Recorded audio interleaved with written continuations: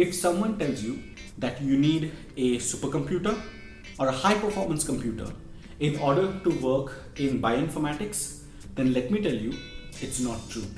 In this video, we will be looking at what are the system requirements if you're working in the field of bioinformatics.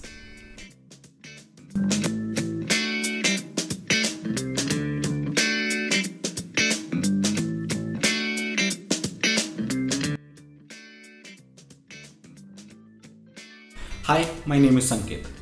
So, bioinformatics consists of various softwares and online tools. Online tools only require a good internet connection.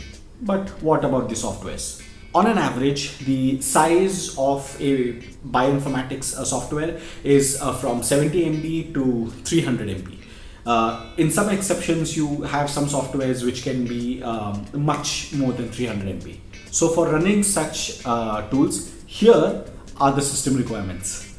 So starting with something very basic, which is the OS or the operating system.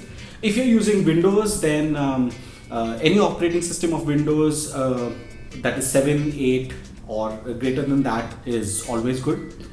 If you're using Mac, then the version of 10.11 and greater than that is good.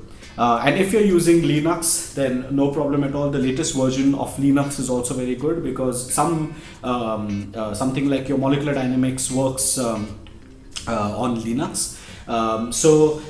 Any recent version of your operating system, be it your Windows, be it your Mac or your Linux, is fine. You can also dual boot your system, but that's your choice. The second thing is your PC should be about 64-bit.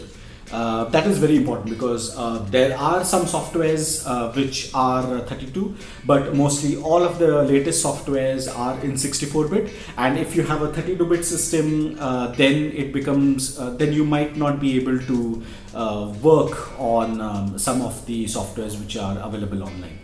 Number 3, your RAM. Well, even if you have a 2 GB RAM, you can run most of the softwares. That is really not a big issue. But there are some softwares, if you see the ones which are of higher MB and which needs a higher computational power. In that cases, it's good to have a RAM which is about 4 GB or even 8 GB.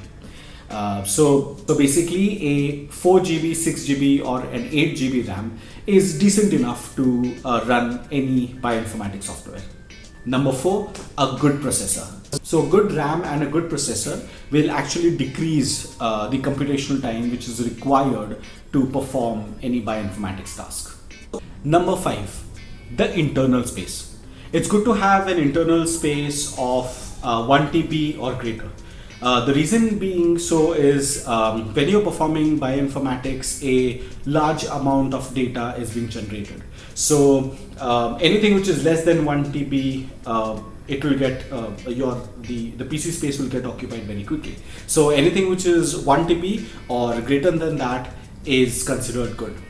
There are also some softwares which require you to visualize 3D biomolecules. Okay, so in such cases, it is good if your system actually has a graphic card. Generally, for graphics card, any NVIDIA or AMD ATI card is considered as good.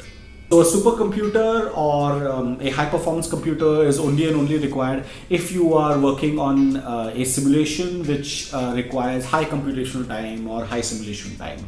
Otherwise, these requirements which I said, a good operating system in Windows, Mac and in Linux, a 64-bit computer, RAM which is about 4, 6 or 8 GB, and a good processor is enough for you to carry on your simulations or to work in bioinformatics. Hope you found this video to be useful.